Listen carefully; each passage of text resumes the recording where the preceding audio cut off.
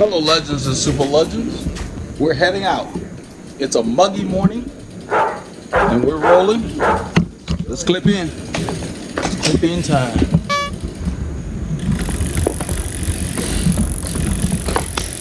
I'm taking my Colnago today. We have a lot of humidity this week because it rained every day during the week. I took the entire week off. I think I talk about it on camera, but it was my rest week and I was just busy. So this is the first time I'm getting on the bike since last Saturday. It's a little after 6 o'clock, 6:18. So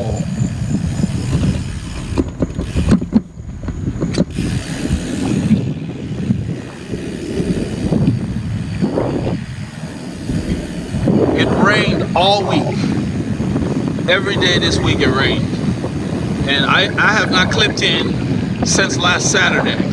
This was my rest week and I was just busy with other stuff, so I decided to just not ride, just take care of some other business. Just chores around the house. And so this is my first clip in since last week. So today we're just gonna kind of chill. We're gonna try to hook up with Team RR and sit in. They're leaving about the same time. So I heard that they want to go a little longer, so maybe we'll have company for a longer while as we roll. Yeah, take that with a grain of salt. When a cyclist said we're just gonna chill, really what it means is we're gonna see how I feel when I get out there. 27 Celsius, which is almost 78, 79 degrees. Yeah, the head unit hasn't very warm adjusted yet, so it says 24. Right now we're rolling here. It feels nice actually. That's why I wore my lightest, one of the lightest jerseys I have. This is a La Pasión jersey. Very light.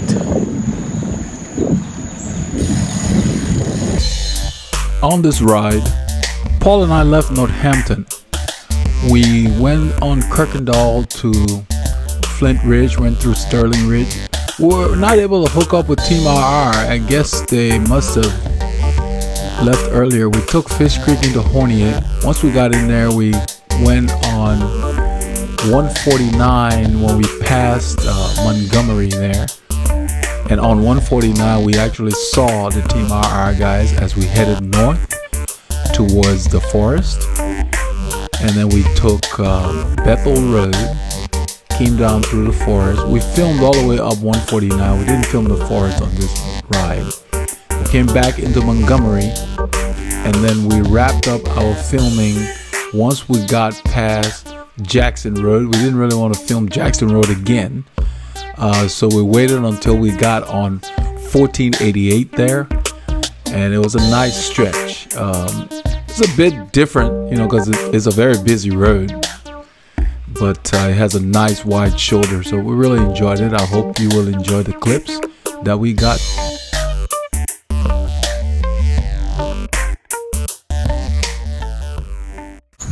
All right, legends, we hit Kirkendall. We're taking this route because it's a little shorter. We're going to just ease into the ride. We're not going to hammer like last week, because really today, for me anyway, I plan on doing a lot of sitting in, because as I said earlier, it's my first clip in since last Saturday by choice. So I had a good rest week. I'm feeling good, but it is muggy. As my wife said, that's all get out. So we're rolling. Paul's gonna start. So we had hoped to hook up with Team RR, but it turned out that they had a small turnout, and I guess we just missed them by a few minutes, but we ended up seeing them while we were out there going north. We didn't ride with them because we were going further out. They were headed back in. But you'll see it on the clips. There were cyclists galore out there today.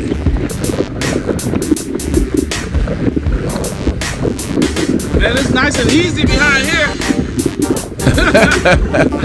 Yeah, I'm sitting in Paul's draft. He's punching a big hole in the wind for me, and it felt so easy on this particular stretch. I had to let him know. Yep. I'm not working at all. The draft works. That's why I'm telling Paul it's easy back here. I can feel it. So when Paul and I ride, you notice he's on the hoods. I do the same thing most of the time because we're trying to give the person following a great draft. We're going to film maybe next Saturday. I'm going to suggest to Paul that we film showing just how low I really get when speed matters. So you guys can see, preferably from a side view. That guy came from last week. Yeah, right in there. I literally put my nose over the stem. We use that road sometimes when we're going back home. To be able to do that, you have to have a good fit. It may sound redundant, but that's what it takes. Meaning that the saddle, your bars, especially your shoes, your cleats need to be fitted correctly so that you can really lower your torso and still be able to generate power. I can get low enough to where my thighs hit my chest and still feel pretty good. And it does help to have some flexibility, of course. But it does begin with fit. The bike doesn't fit you, it limits what you can do.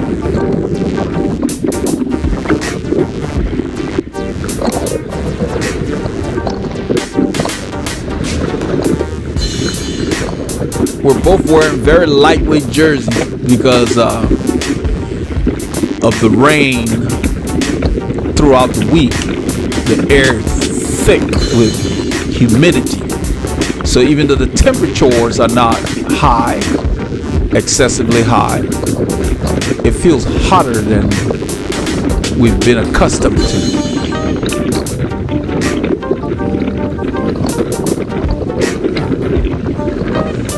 But it has been a very good June here. I mean, I can't complain. Very mild, and then with all that rain, we needed the rain.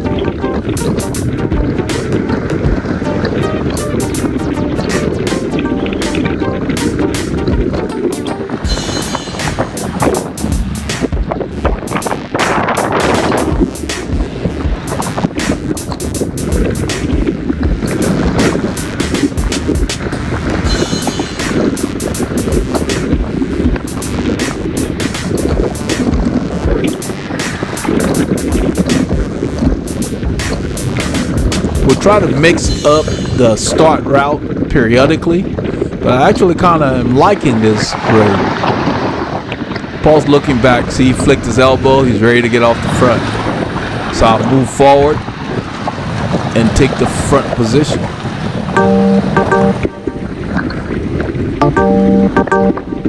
With my old Castelli shorts from back in the day.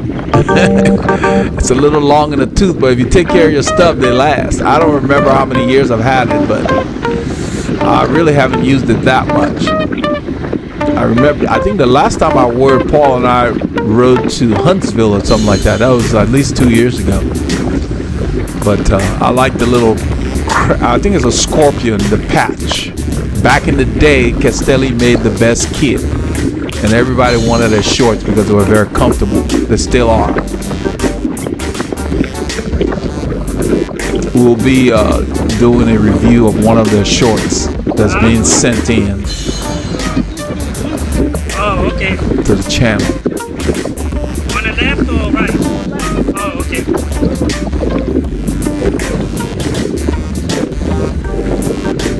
I'm not sure what we're talking about there. Probably has something to do with the road. So even though I was off for a week, it's like my body just rides. You know, it's like I guess I've been riding for so long. You know, most of my adult life, pretty much. I rode bikes when I was a teenager, but not competitively. You know, just for fun. So I guess you never really forget. But the kind of training we do, yeah, a week is nothing. I felt no ill effects. In fact, I felt very strong on this ride. So the time off was planned. It'd been about 13 or 14 weeks. I had not taken an official rest. I do rest into my normal plan, but it's good to mentally and physically drop the effort so your body can absorb the training.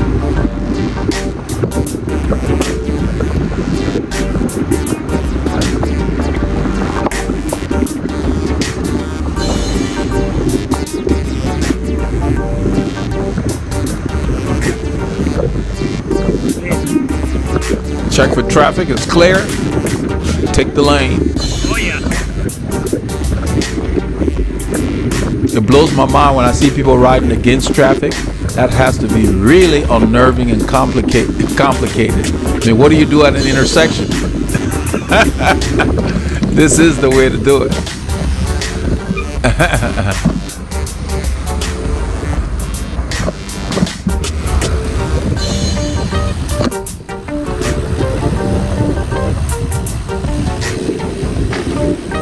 Seems like it moved into a position in light. Okay. Hello, legends and super legends. We are on one of our other favorite roads, Fishcreek Boulevard. We didn't find the group this morning, so we're rolling on. Nothing holds us back. Today's ride is just steady she goes. Yeah, I said more. Follow more. So once we got out there, it was like after the warm up, I started feeling good. I just went back and did what we always do, just sat to the front, and so we could work. We really made good time on this day. In a little bit, you'll see our speed show up on one of the. There is a little, well, I wouldn't call it traffic thing. The officers put a speed display unit on the side of the roads. Usually they would do it in the neighborhood to kind of display your speed, to make you conscious of your speed and show everybody when you're breaking the law. Because that's really what it is. It's a psychological thing. So it actually picked us up. And usually it does not. So it must be a really good one, or it's just more sensitive. You'll see in a little bit, in about a kilometer or so. She never corrects you. She just lets you be. Yeah, we're talking about the lady that rode with us last week. For some reason, I kept referring to her as Lori. Her name is Liz. And I kept calling her Lori. We used to ride with a lady named Lori when we rode with UMC. There's a sign. It's got our speed display. Here we go, a speed right there. I've never seen it do that. Especially with just two of us, maybe a group. But that bad boy has got some good radar settings on there.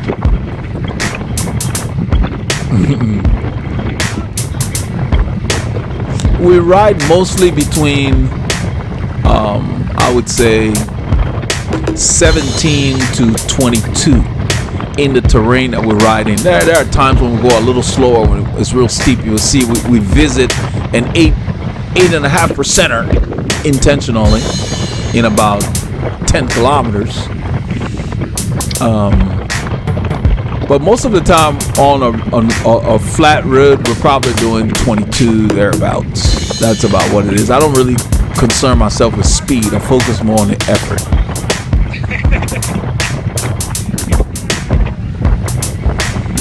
And when I train during the week, I go harder than this for shorter intervals. I focus more on the zones. Once again, I don't care about speed. Speed doesn't matter.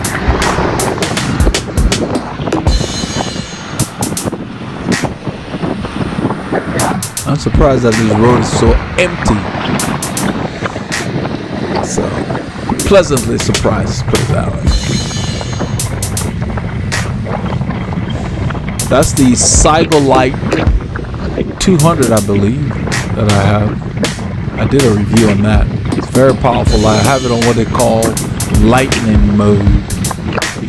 It ends up running out of power during the ride because, of course, I had not charged it. I used it the week before, I think, on another bike.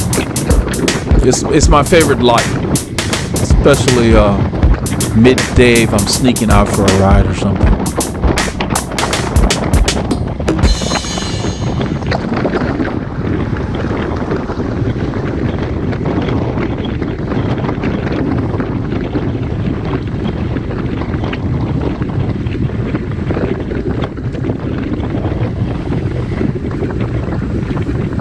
I do my best to stay right where you see me is clean.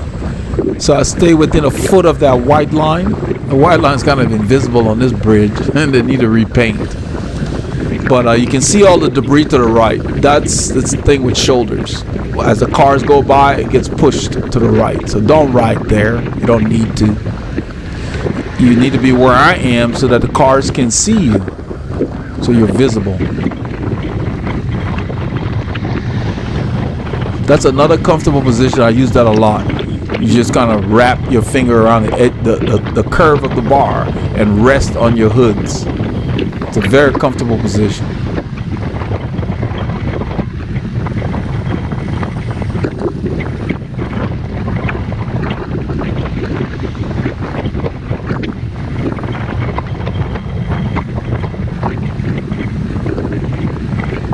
I move over early because this lane opens up into two. There's no point waiting because you can see the shoulder ends. And we take the road.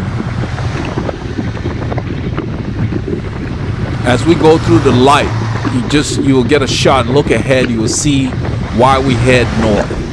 This entire area, the elevation is going up. If you look at the grade above the cyclist, you will see elevation flipping up as we ride, as the ride progresses. And when you look at the map on the bottom of the heart rate bar graph there, you can see where we are on the course. But going north, you're going up. So we end up climbing about 900 and something meters, which is almost 3,000 feet. Sometimes more. I stand here because it just feels good. Change the rhythm a little bit, how my body's working. You can see that I've got the pockets loaded on that jersey and it's in place. That's why I like my kit to fit me well. It's for function and the fact that it's more aero anyway.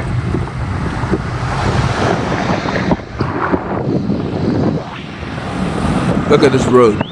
That's why we like coming out here. You can hear the birds chirping. This area used to be very rural a little while ago. It's time for Paul to take a lead. I roll over. We slide. I just slide behind him. I'm trying to pick up his gearing here.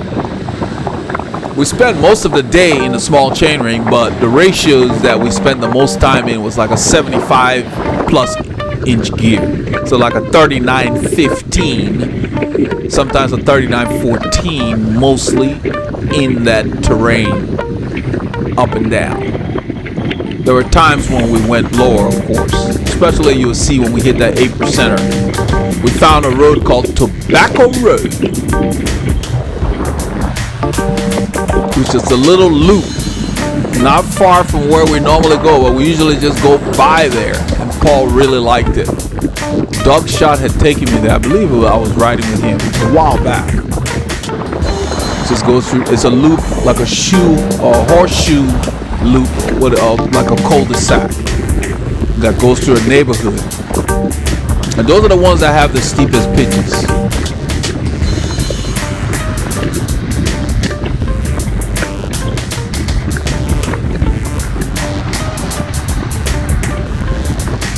So in about probably 5 kilometers, we start to go and look for a road called Leah Drive, because that's the road we're going to use to get to the Rouen Street that leads to Tobacco Road.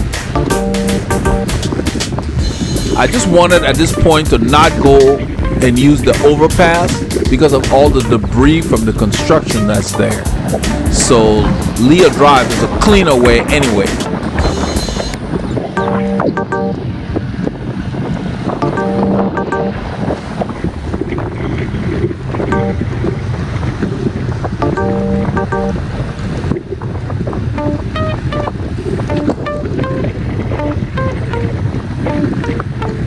Everything is green because we've had lots of rain. All the plants are happy. I'm trying to get Paul's gearing here. He's probably in a 34.15 or 14 or something like that. Paul has a compact, I believe. No, maybe this bike has a regular 39 on there. One of his bikes is compact. I think that one's a 39.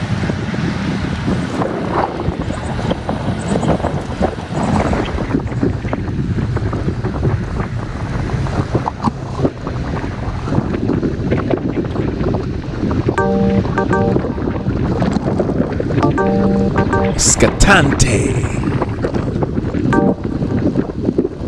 I like the angles on this frame that Paul is riding, more so than the blade that he has, the other bike. He's done, he flicked his elbow, I roll through and take the lead at the front.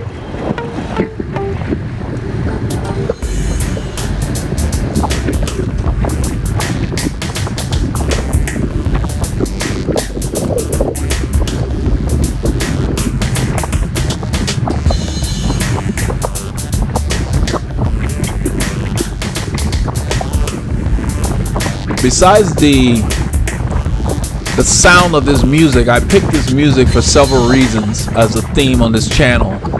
Because of the tempo, it's recorded right around 80 RPMs. They have another track that's recorded at 90 that I tried that just doesn't work with the cycling that we do. So it just seems to work so well with the kind of riding we do. Even when you're going faster, just something about the music. It was copyright free, so I just went ahead and bought the raw tracks from the artist. And I'm glad I did, because I do my own mix. So now I've got the individual tracks that are uncompressed. So by the time it gets to YouTube, it's compressed a bit, but it still sounds okay.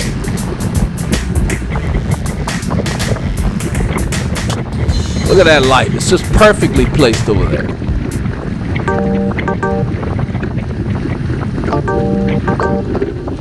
That's the lightning mode. I love that mode. They can't say they didn't see you, and that means they really should not be operating a vehicle. This road goes up right here. See, 2%. Look at the grade. And we just try to ride it instead of trying to kill it.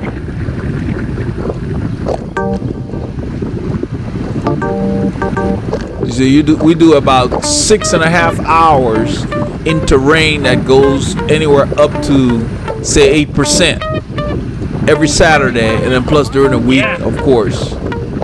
So it just makes you strong, period. When it's time to go, you just go.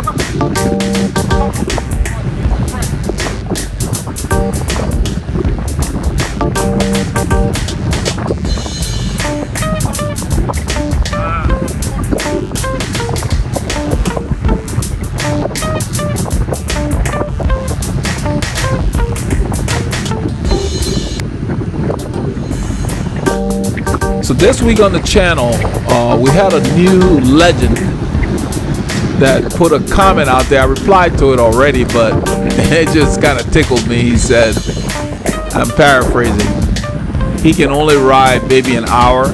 He said, what kind of saddle are you riding that you can ride 6 hours? And the reason I chuckled was the saddle is just one part of your fit.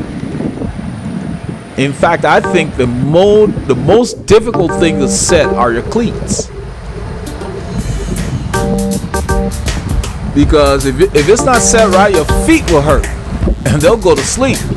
Like what they call spider webs or spider toes or whatever. That hurts. So I'm not sure why he just jumped to the saddle, but I guess he doesn't really understand the 3 contact points.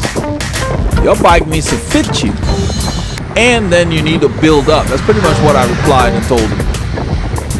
And not everybody is set up to ride for 6 hours. I mean, I've been doing this most of my adult life. I like to ride for hours.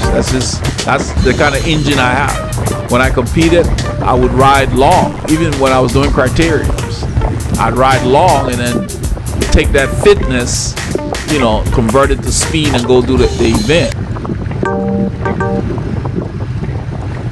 Because 6 hours is a long time to be on the bicycle. Even the guys we ride with Team RR, they don't ride that long. And we ride let's see, 10 miles, 16 kilometers, we pick them up. Then we ride and we go further out. They come back home. And then we do the other 16 kilometers to get back to where we started. So we're doing almost 100 miles every Saturday. We do about 96, 97. I don't care to add it up. So, but this coming week, we're going to go to Richards, Texas. And we're going to come back on 1486 on the northern part. Right here, what we're talking about is I thought that was Leah Drive coming up, so I checked for traffic. It's clear. But I'm about, I'm too early. I'm about a block early. I think we passed Leah Drive already. So I tell Paul I think it's the next one, and it is the next one. They look about the same from the distance. Couldn't really tell till you got to the street sign. So I got there a little early, so it's busy, so I have to wait.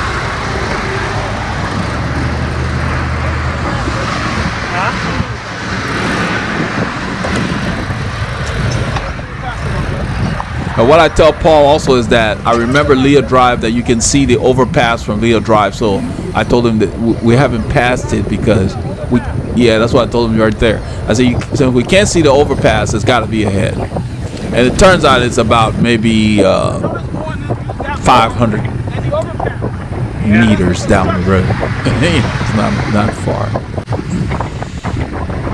Right there on that little, where that car is, there is a left turn. That's where Leah Drive is.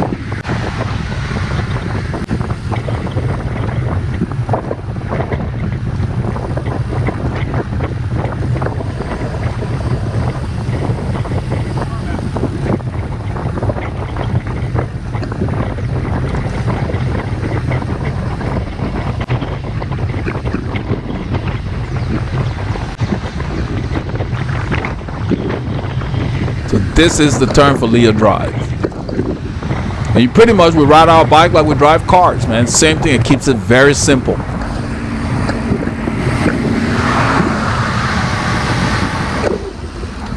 This way you're a road user just like everybody else. This is Leah Drive. Got a few bumps, nice quiet road. We use it in either direction from time to time. It goes to the northern edge of Honia Egypt Road.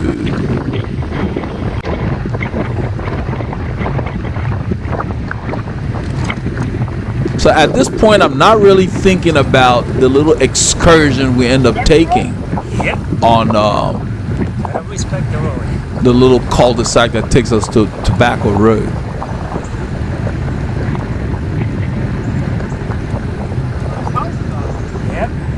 Look at that deer next to the fence. There's a deer that is supposedly next to the fence. I didn't see it because I wasn't really paying attention. You know, they take off pretty quickly. Paul spotted it. But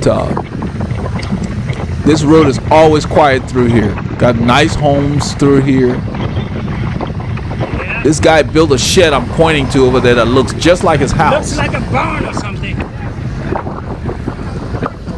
Yeah. It's like a storage shed, but he made it resemble the main house. Just, it looked really good. Coming the other way on this road, of course, it's a long climb. You can see we're just kind of rolling here, almost 37, 38 kilometers an hour. We're not really working that hard, zone 2. But coming back, you're climbing the whole way.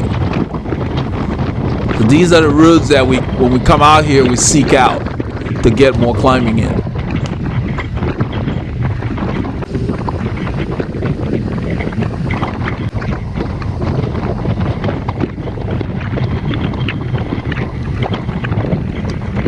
We're coming towards Honia Egypt Road up there.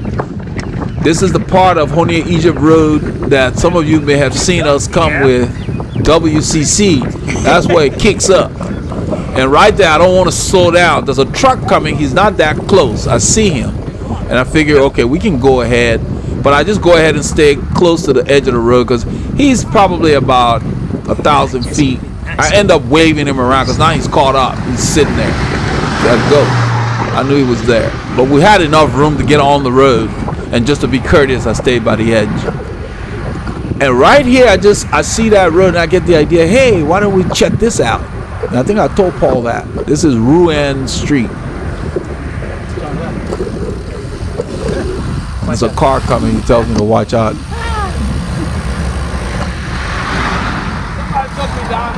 Really? I think it was Doug shot, Really? but we came the other way. And this is a long climb when you're coming the other way. But it's not as steep as the way we're going. Because when we initially got on the road, I remember there was a huge descent.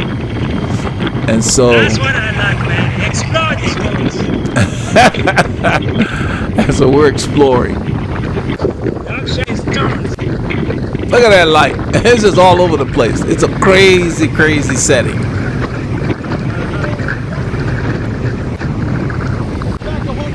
So I'm explaining to Paul that we came the opposite way when we explored this road. But we ride past this road all the time. So we're going to start using it because it has a nice climb once we turn right down there. It's got two, like a stair step climb, a 5%er and an 8.5%er. I told the dog, what's going on? He's barking. He's saying good morning. So right here you turn, you're on a climb. Look at the grade. There's lessons, and we're gonna go around that curve, then it's gonna kick up. So we'll get a 5er and then an 8%er, and that's all you need. If you really want to get a lot of climbs in, you can come and do repeats on the climbs in your area. You don't have to go very far. We just like to explore instead of do the same thing all the time. We go by this road all the time. We just don't come through here. Now that Paul has seen it, y'all, he said he wants to be doing it. So you get some good work in.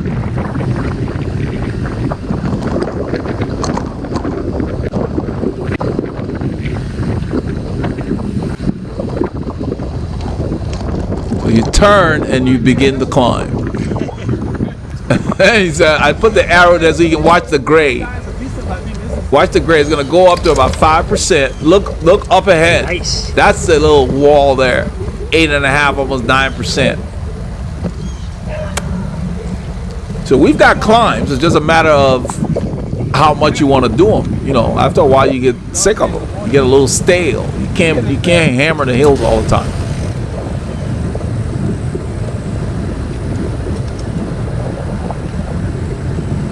If you don't rest enough, you get sick of going hard. So we did that 5%er. Now this one begins to go. It's nice and long. Just now watch the grade, and you can see we're in the same gear. Reverse. And all I'm doing is holding the effort. And right there, it starts to bite. Look, 4%. It's gonna go 5, 6. I'm calling it out as we go. It got up to like 8.5. 7. Man. 7.4. I'm probably in a 39.23 or something like that. Man. You're welcome. Then Paul tells the hill. Listen, Paul tells the hill, where have you been? Over 8, man. He said, where have you been? Sheesh. He tells the hill. Where have you been all my life? Yeah, it tells the hill, where have you been all my life? Tobacco Road, that's what this stretch is called. Yeah. And it hits Honia, Egypt. We just did like a little shoehorn. Yeah, we passed it. Beautiful. That's the steepest one we have in this Honia area.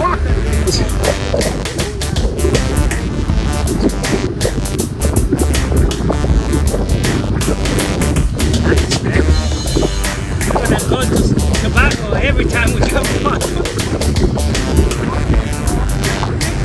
Yeah. The next time we come, we'll do the other way so he can see. The other way is not as steep, but it's got a long climb to get out of there. It's a drag, and you're working. It's good thing those dogs are locked behind fences, because it would be hard to get away from them. But that's what we do. We go and we seek out the climbs, kind of mix it up.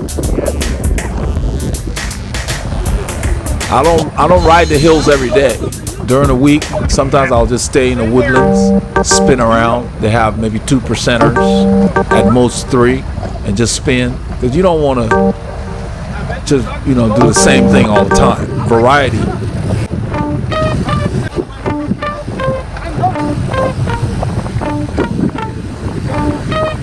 Be careful, car back. There's a car back, I checked, but we're going to be turning, so I just signal. Plus, I believe he's going right. At this point, I don't know. I just take the lane. All right. We're far enough ahead of him.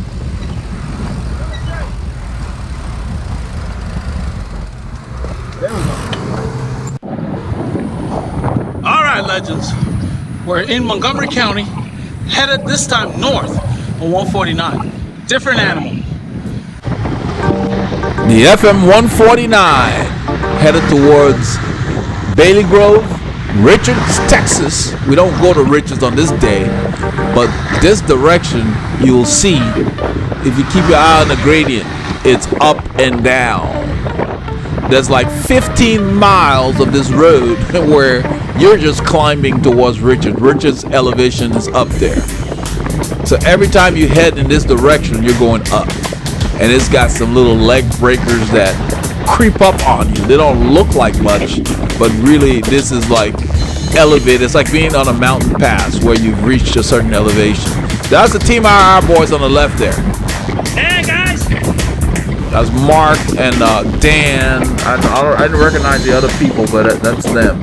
And Mark called us by name. He recognized us.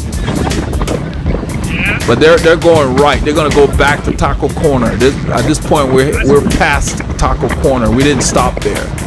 Yeah.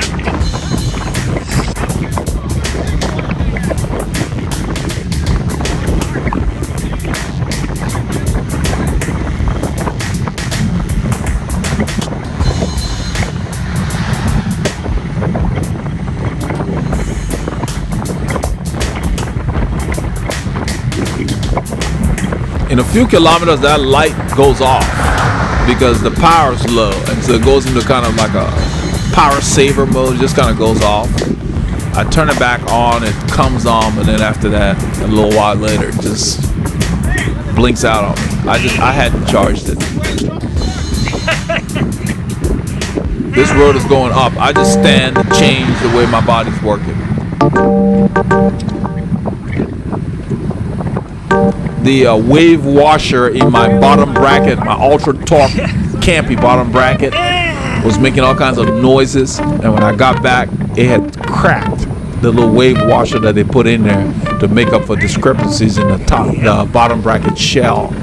And I just removed it and put spacers there to take up the gap, and everything's good. It's been quieter. The Ultra Torque is a strange development. I mean, it's a nice system, but they have no adjustability. So if your bottom bracket shell is not perfectly 68 millimeters in width, you have all kinds of challenges. You have some play. Let's put it that way. I don't like any play between the pedal arms. Yep. One after the other.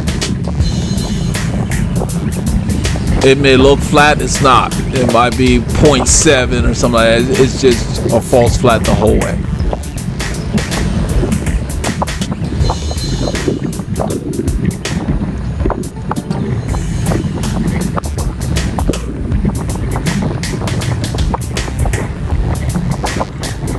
In a little while, I think Paul's going to take the lead. I'm dodging the little rocks. That's why you see me swerve like that just a little bit. Little stones and stuff. I don't like to go over them.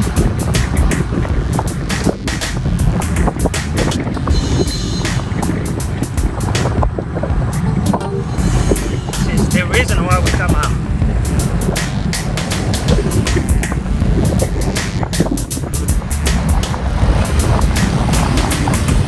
You Paul rolls to the front.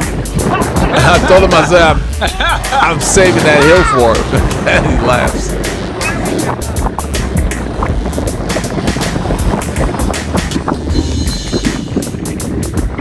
It's hard to appreciate some of the climbs. The camera with the wide angle, it doesn't really give you the effect that you get in person.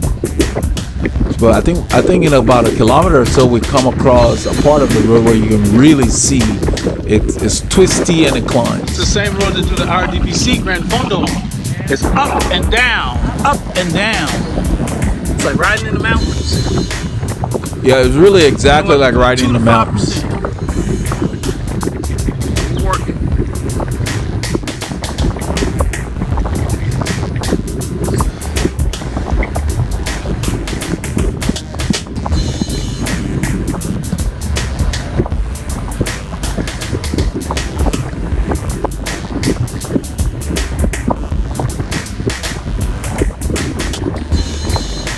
I like coming out here because if you count the number of cars that go by, you probably count them on one hand. Look at that bad boy. Yeah, that's more impressive in person. beautiful. That's what I'm talking about. That's what I'm talking about. It's probably around 4%. They kick off.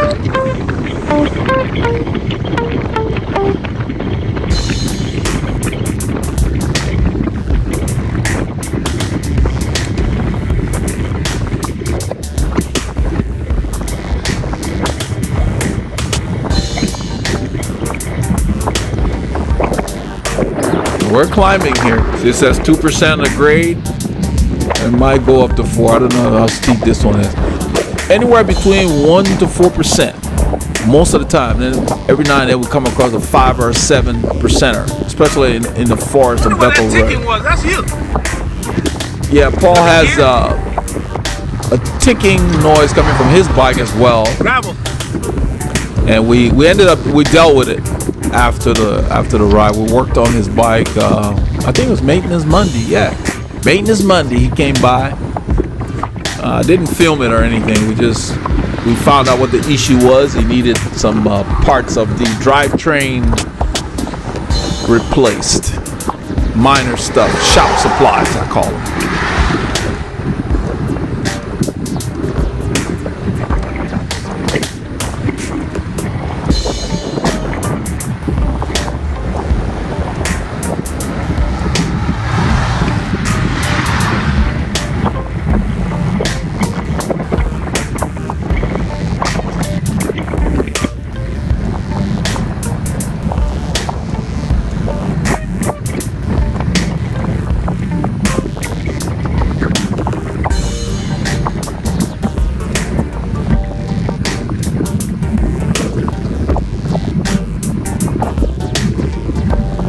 We're climbing here. It may not register fancy numbers up there, but if somebody called it ninja grade, we refer to them as false flats. So the whole time you'd be lucky to find a very flat section. Now you got downhills where the speed goes up, but most of the time it's a drag on you. So you really have to watch your effort. That's why most of the ambitious riders in the area ride out here. You will see riders coming in the opposite direction. You will see the Woodland Cycling Club. Mo is not riding with them. Mo is out of town. I believe he's in Idaho. I've been seeing some of his rides. He's out of town, so the boys are riding without Mo. But the ambitious riders ride out here because it's quiet. You get a great workout, and you're challenged. Because I don't really like to do much stopping when I get on my bike.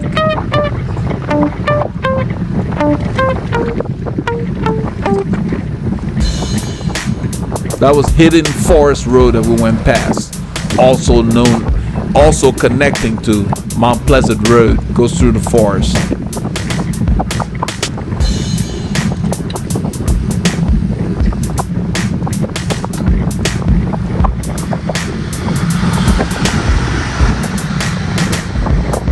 I think I noticed the light was out there. Paul's asking if I turned it off. I just touched it and noticed it was off. I was trying to straighten it. Okay.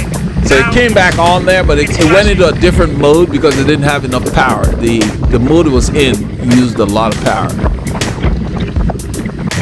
These little starburst flashes, they go longer. But it didn't last the whole ride. I just hadn't charged it. These things go for weeks before you need to charge them.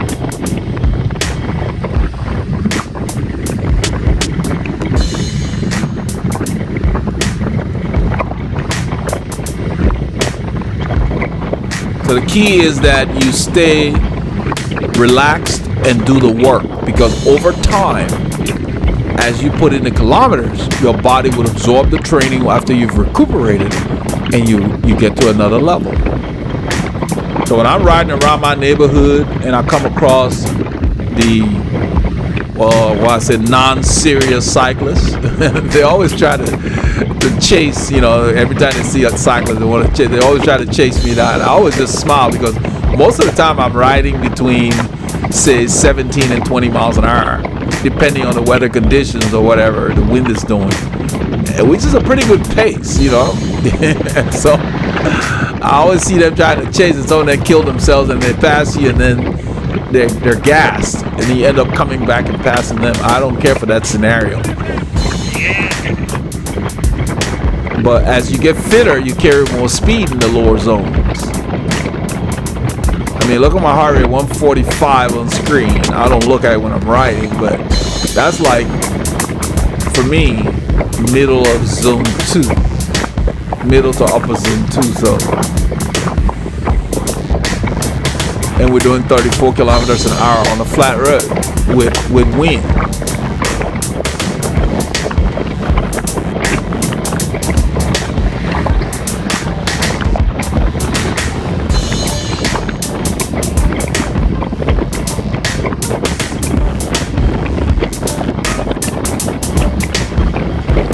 Right here, the road is going down just slightly. Watch the speeds go down as soon as it goes up here. You will see the grade will kick in and see the speeds coming down quickly. That's how quickly they come up on you. So you gotta be doing a lot of shifting. I shift a lot because I want to keep my cadence optimal. So we climb so much that if you're not fitted to your bike ride, your feet will hurt.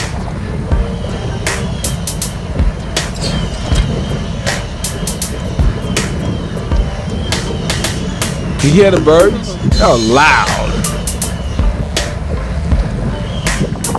That's something you need to practice. If you want to do cycling seriously, you need to be able to do what you see me doing on screen right now.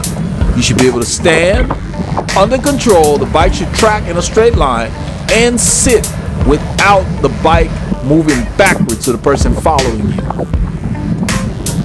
I have a video that I made for that, to explain that.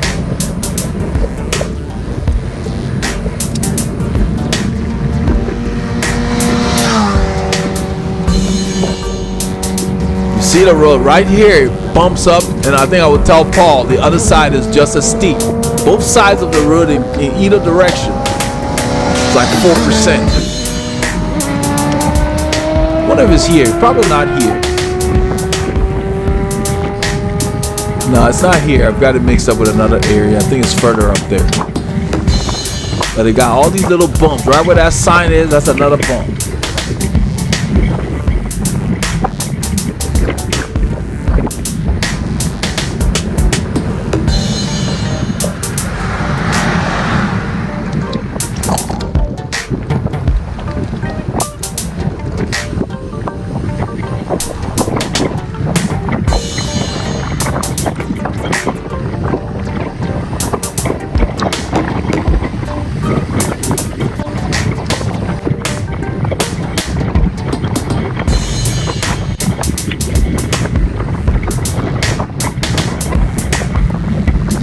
So as the terrain changes, it flattens out or whatever, you need to make sure you're just using the gears to keep your cadence where you feel comfortable.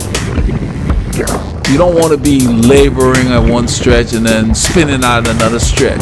So keep that in mind. Always use your gears to stay in your optimal range.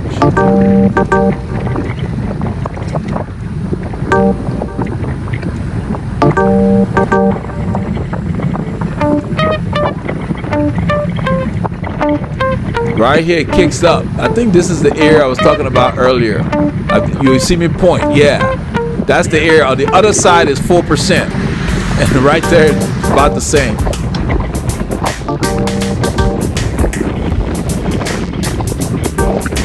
So when you go over those bumps, take advantage of the slight downhill and enjoy finishing the little bump.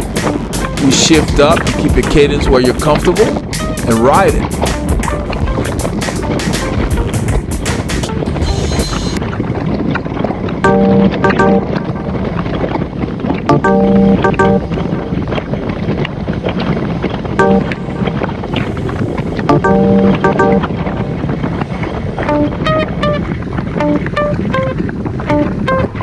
I just stand to keep my rhythm. Watch when I sit, nothing changes. It's as if I didn't stand. See that? That's what I'm talking about. So if anybody's following me close, I don't affect them. That's a skill you have to practice.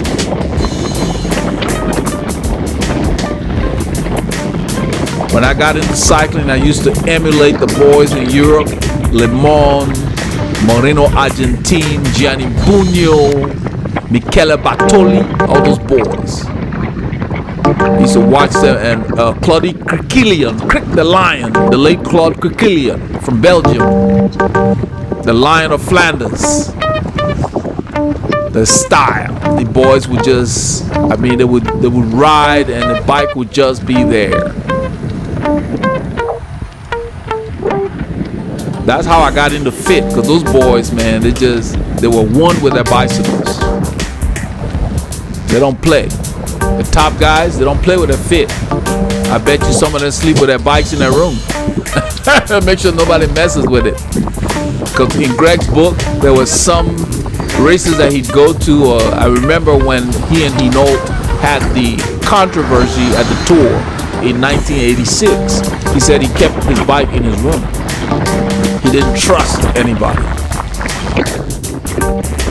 during the tour.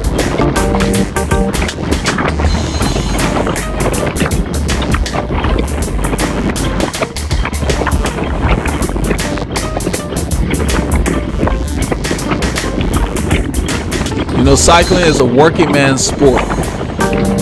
So when I see people acting elitist, I laugh because they don't understand the history of our sport. Cycling is a sport. It was a way for people that work in the mines or in agriculture or whatever menial labor to change their lives. You know, guys would get on the bike, win a tour or win the tour or win a stage or something, and make enough money to open a business. You know, it's a hard sport. It's not like golf. The stuff's expensive, but still, you gotta have a lot of grit to stick to it in this sport. That's why we ride when it rains. If you ride when it rains and all that mess, on a sunny day somebody attacks you, just smile. You're like, please. That's the best you can do, because you've seen worse. And you ride in when it's cold and miserable and wet, you can handle anything else. That's the reason. That's the way you must train. Got to be able to handle all of it. Don't let the rain stop you. Get the necessary gear and keep your appointment. I love riding in the rain. It sounds weird, but the roads are quiet. It's great. It's different. I'll take the rain over a hot summer day any day. When it's really hot and humid, you suffer more. Different kind of suffering. You suffer. See how Paul stood up there to get over that little bump? We're still on a 1%er, but you keep that gear rolling that way.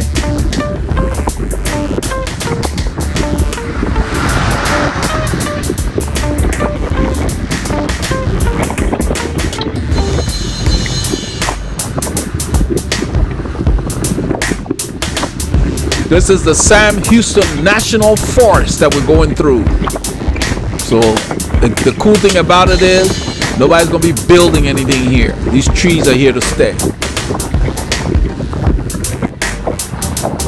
It's always nice and cool in this area. This is beautiful. And this thing extends all the way to near Richards. It's huge. If you look on the map, it's like a village.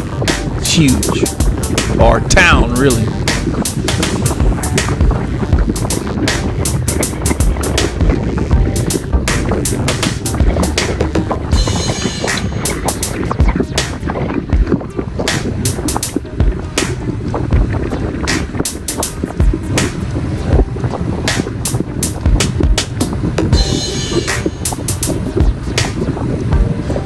And down, up and down. That's why we come out here.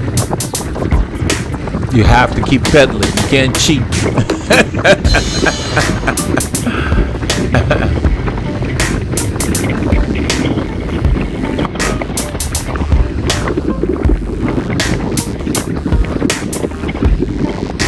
Besides the fact that it's just pretty. No stop signs, no lights for kilometers. Exercise potential is high.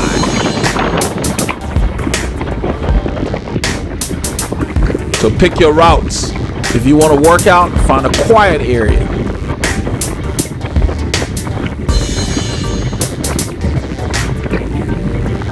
When people find out that we ride this far away from where we live, they're blown away, and I'm like, they think the bicycle is a toy. So I told them, please.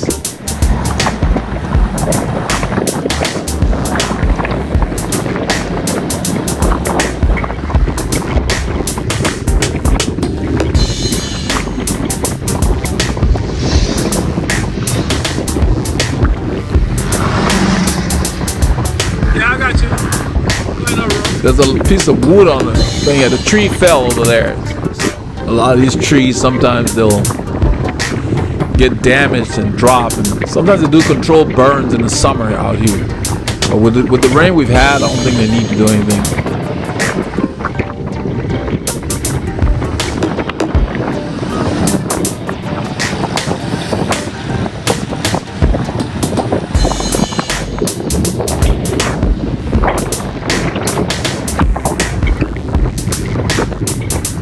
This guy could have gone. He just sat there, so Paul motioned to him to let him know we're going. He could have been gone. He could have gone. I said he could have been gone. Yep. Maybe he just wanted to see us go by, to check out our kid, I guess. We get that a lot. People stop at a corner and you know they can go, and then they wait till you get there. Sometimes at the stop sign. You're not even at the sign yet, and it's a four-way, and they sit there waiting. Then they want to wave you through. You could have been gone. You wait till I stop to wave me through. I've already stopped, so now you can go.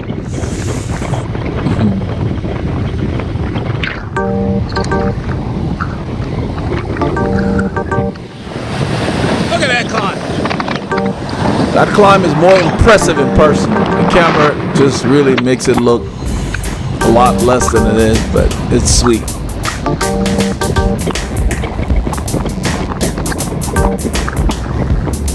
You notice that we change positions on the flatter part of the course. We don't wait till we get to a climb to trade places. It's better to just do it before the person is on a climb. I don't like to turn over the lead to somebody on a climb.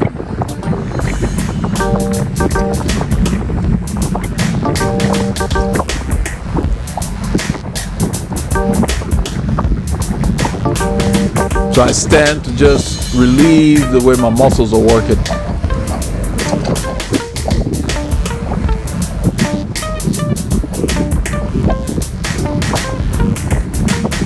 You're basically taking the bike for a walk.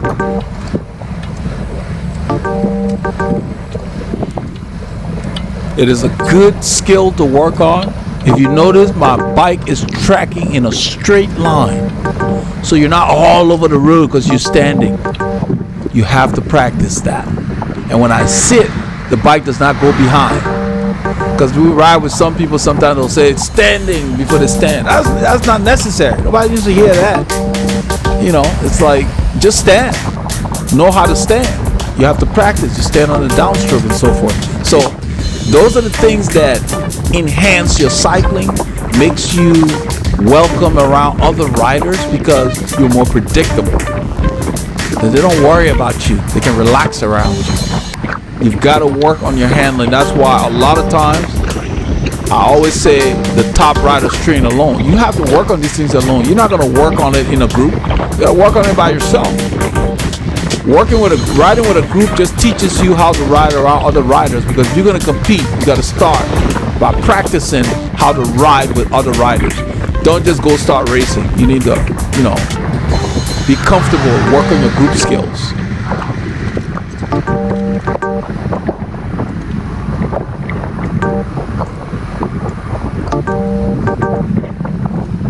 As the road goes up, I focus more on the phases of the pedal circle.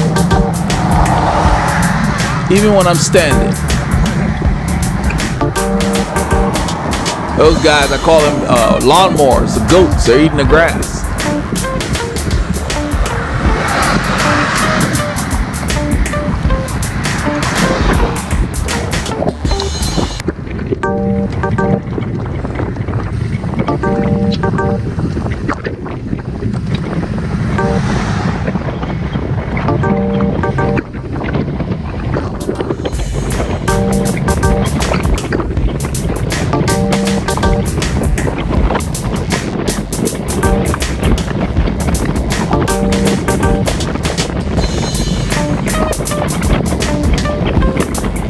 I mean, you see how few cars pass us here. So this is the ideal kind of road to train on, because you get to keep the effort high without interruptions. That's why we go out on these rural roads. We call them high exercise potential.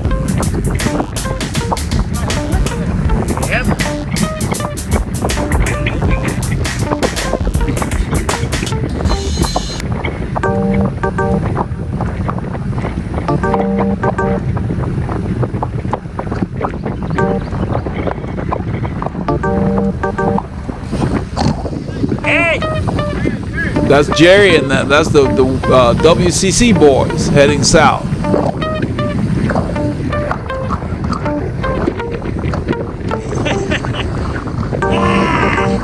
All right, legends, we're headed east on the FM 1488, wrapping up another epic day. We've just been chilling most of this ride, but still having a great time. I don't know about chilling. My legs were complaining when I got home about chilling. If I didn't hear that, I wouldn't believe it. We were riding. There was a whole lot of chilling going on. It's getting a little warm here, but we just made our stop. We picked up the pineapple lemonade, pineapple passion, I think, lemonade. Our bottles are loaded, and we're finishing out the ride.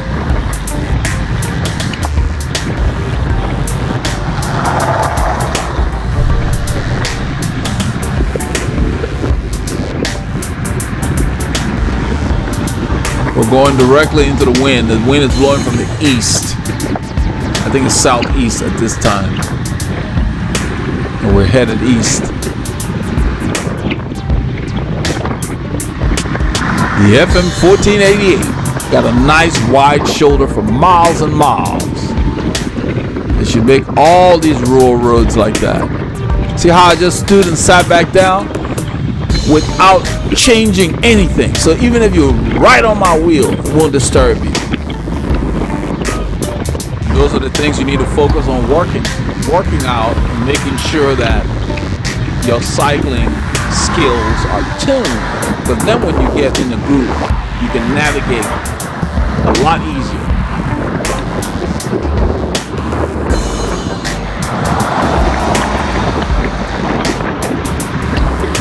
But once again, you got to get that bike to fit you. Everybody cuts corners there. Everybody thinks they can fit themselves. Not just recreational riders. When we used to race, a lot of people thought they could fit themselves, and they were always fiddling with their position. And then when they have a bad day, they question their fit.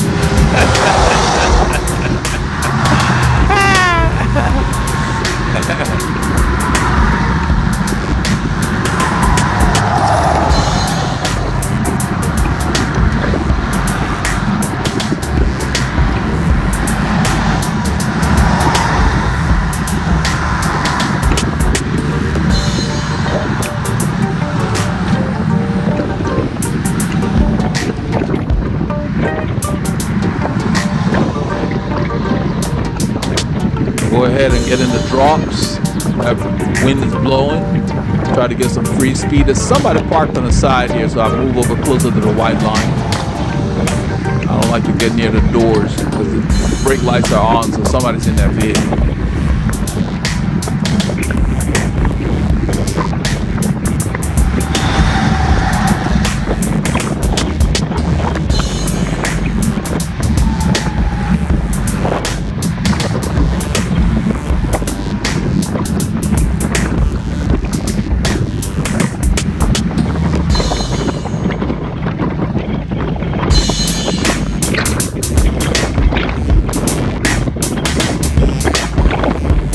Getting into some kind of a rhythm here now. I think I'm laying on the bars, but I'm actually holding the hoods. I've got my forearm flat. Then I go down to the drop. The wind's blowing around. I'm trying to gain some free speed.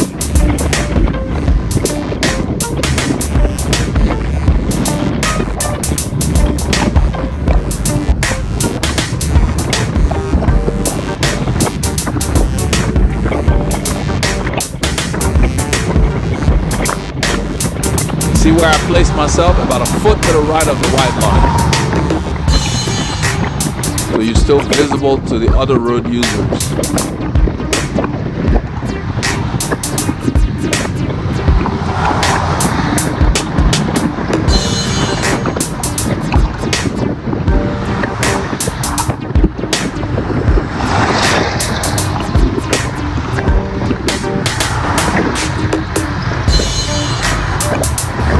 If you're new to cycling, it takes a bit of time to get comfortable having cars go by as you're riding.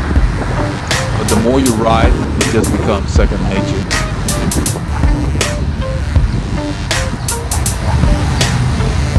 This light does not last very long usually. You end up unclipping anyway. I did enough track stands when I used to compete at the track. I don't like to doing too much. It takes too much energy. Every now and then I'll do it. I think I'm messing with the laces on that shoe.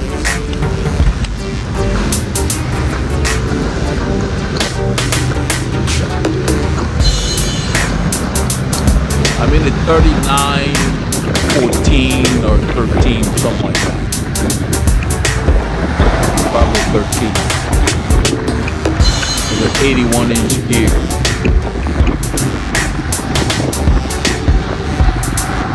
So I return to the rhythm I had before, same position, and resume.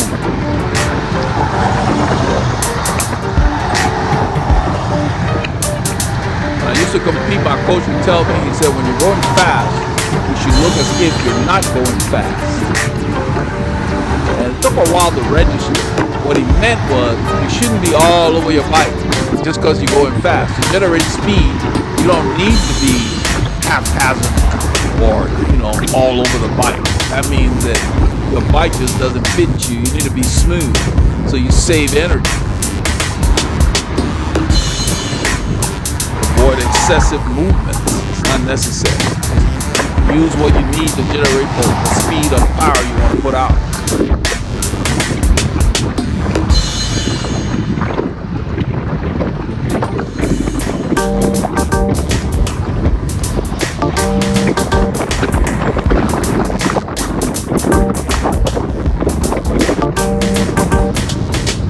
The FM 1488, nice wide shoulder. You see we're using the right turn lane. That way, if there was a car behind us, he'd have to slot in behind us. Because they took the shoulder and made a right turn lane there. Avoid going to the right in this situation. Stay where you are. Hold your position.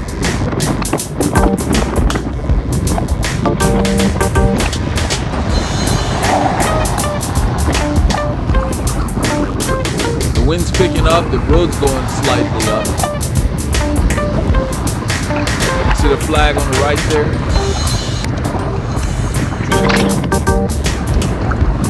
So basically settle in. Even though those flags are blowing that way, most of the wind is coming from in our face. That's why I'm positioning myself over there.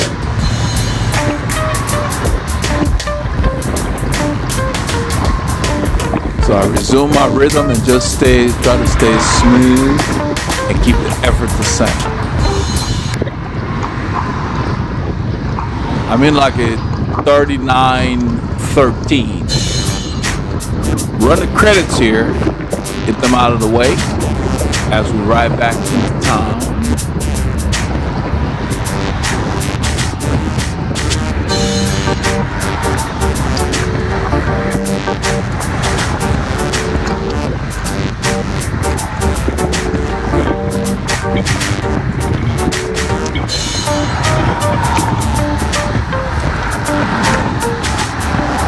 As busy as this road is, it has really good exercise potential because the intersections are many kilometers apart. And this route is favored by a lot of cyclists. So even though I'm not in my most aerial position, if you look at my torso, you can see I'm still streamlined on my bicycle. When I see people that sit upright, you're just catching a lot of wind. There's no reason for that. Plus, that position that I'm in relieves my lower back. It takes the pressure off my lower back as I ride.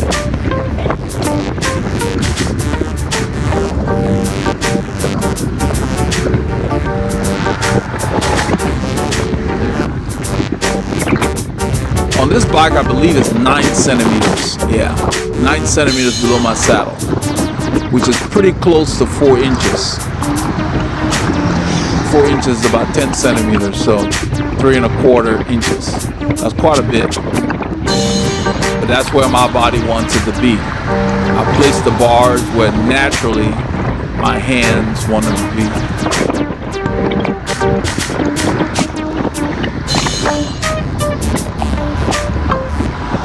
So as we get closer to town, the wind's picking up even more. You can see I'm lower and lower. And look at my fingers, relaxed. Because grabbing the bars don't make the bike go any faster. It's not a sprint where you're in the drops pulling on the bars. Even in the drops, my hands relaxed. I lower my torso. And now we begin to pick up some speed.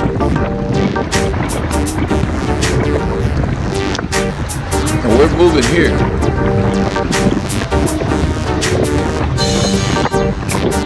I keep my torso low as I drive through the pedal circle. I pretty much focus on being relaxed and just enjoying the sensation of riding. I keep my eye on that car the whole time, watching the left front tire, because that's what moves first as we go by.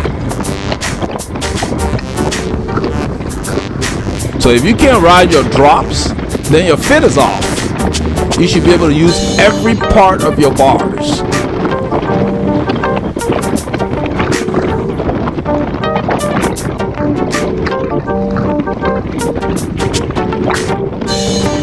The road goes up here. You can see in the distance there, it goes up. We're coming towards 2978, the FM 2978, back in town. And we're basically dropping power here.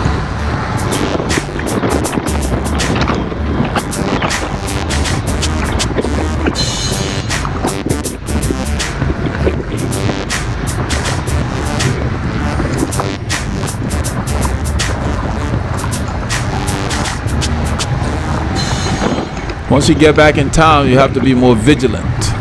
That's the only difference. I hope you all got a chance to get some K's in, because this is what we did on Saturday.